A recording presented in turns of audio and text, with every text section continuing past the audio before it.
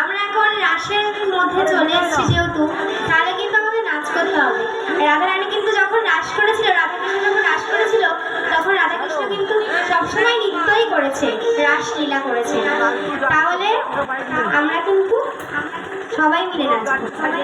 ওঠো ওঠো সবাই ওঠো। রাধাকৃষ্ণ শুধু নাচলে হবে, গোপীগণকে নাচতে হবে, তা আমার গোপীগুলো তো উঠতে হবে।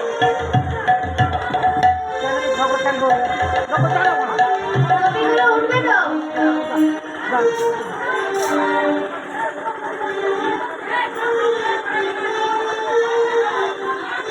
সবাই গোপীগুলো উঠবে তো?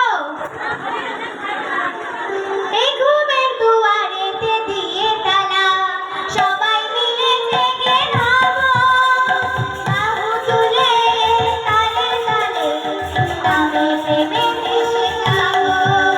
এই ঘুমের দুয়ারেতে দিয়ে তালা, সবাই মিলে